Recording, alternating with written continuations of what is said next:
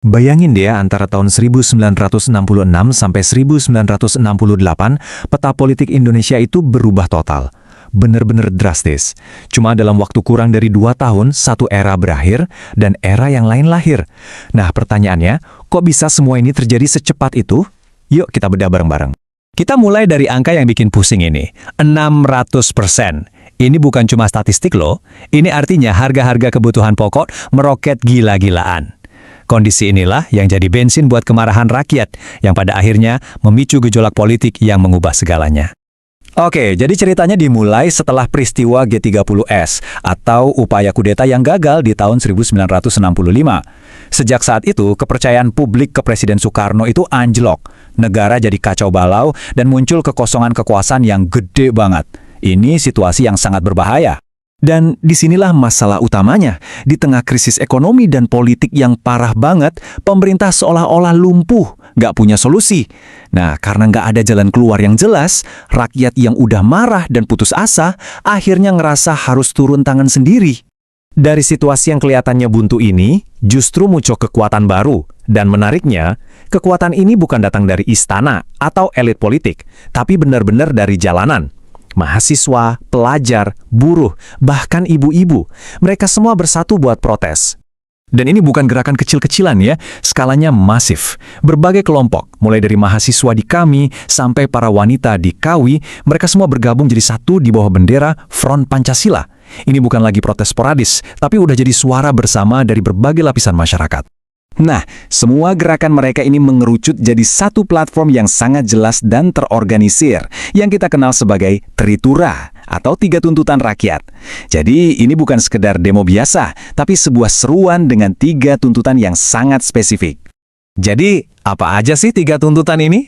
Pertama, yang paling utama, bubarkan PKI dan semua organisasinya, yang dianggap jadi biang kerok masalah. Kedua, bersihkan kabinet pemerintahan dari semua orang yang dianggap berafiliasi dengan PKI. Dan ketiga, ini yang paling nyentuh hajat hidup orang banyak. Turunkan harga dan perbaiki ekonomi. Tekanan dari rakyat ini makin kenceng, makin gak bisa dibendung. Nah, di tengah krisis inilah lahir sebuah dokumen yang mungkin jadi salah satu yang paling kontroversial dan paling mengubah sejarah Indonesia. Super Semar. Di sini kita lihat ada benturan 2 pemikiran besar. Di satu sisi, Presiden Soekarno masih teguh dengan konsep nasakomnya, persatuan nasionalis, agama, dan komunis. Tapi di sisi lain, Jenderal Soeharto punya pandangan pragmatis. Kekacauan ini nggak akan selesai kalau tuntutan rakyat nggak dipenuhi.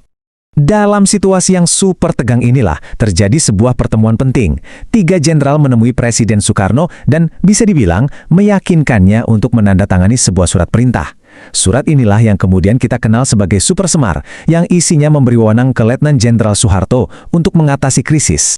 Nah, disinilah letak perdebatannya yang nggak selesai-selesai sampai sekarang. Menurut versi Soekarno, surat itu cuma perintah teknis biasa buat memulihkan keamanan. Tapi menurut versi Soeharto, itu adalah mandat yang sangat luas, sebuah pelimpahan kekuasaan. Jadi, dari satu surat yang sama, muncul 2 tafsiran yang beda banget. Dan Jenderal Soeharto, dia nggak nunggu lama. Dengan tafsirannya sendiri atas Super Semar, dia langsung bergerak cepat. Langkah-langkahnya ini menciptakan sebuah situasi politik yang sangat aneh, yang disebut sebagai dualisme kepemimpinan. Intinya, ada 2 pemimpin di satu negara. Langkah pertamanya, langsung tancap gas. Dia menjawab tuntutan Tritura dengan membubarkan PKI.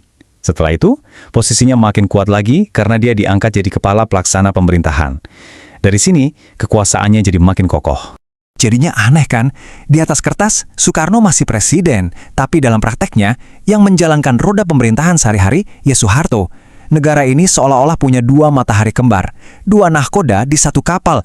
Pertanyaan ini pasti ada di benak semua orang waktu itu. Pasti bingung kan? Jadi, sebenarnya siapa nih yang berkuasa? Siapa yang harus didengerin? Situasi ini jelas menciptakan ketidakpastian yang luar biasa. Kondisi 2 matahari ini jelas nggak bisa bertahan lama kan? Nah, sekarang kita masuk ke babak akhir dari transisi ini, di mana kekuasaan Presiden Soekarno yang tersisa akhirnya runtuh dan membuka jalan bagi era yang baru. Dan inilah momen yang bisa dibilang jadi paku terakhirnya. Pidato pertanggungjawaban Presiden Soekarno, yang judulnya Nawaksara, itu ditolak mentah-mentah oleh MPRS. Ini adalah sinyal yang sangat jelas bahwa dukungan politik untuknya sudah habis. Coba kita lihat lini masanya, ini semua terjadi cepat banget. Mulai dari Super Semar di bulan Maret 1966, lalu kurang dari setahun kemudian Soekarno mundur, Soeharto jadi pejabat presiden, dan puncaknya di tahun 1968, dia resmi dilantik jadi presiden. Selesai sudah proses peralihan kekuasaannya. Jadi, ya dari serangkaian peristiwa yang super dramatis dalam 2 tahun itu, lahirlah secara resmi sebuah era baru yang kita kenal sebagai era Orde Baru. Sebuah masa yang akan membentuk Indonesia selama 32 tahun ke depan di bawah kepemimpinan Presiden Soeharto. Dan akhirnya, kita ditinggalkan dengan satu pertanyaan besar yang masih jadi perdebatan sampai hari ini. Apakah rangkaian peristiwa ini, terutama Super Semar, adalah sebuah langkah penyelamatan yang memang diperlukan untuk memulihkan negara? Ataukah ini semua hanyalah sebuah manuver politik yang cerdik untuk merebut kekuasaan? Jawabannya, mungkin tergantung dari sudut mana Anda melihatnya.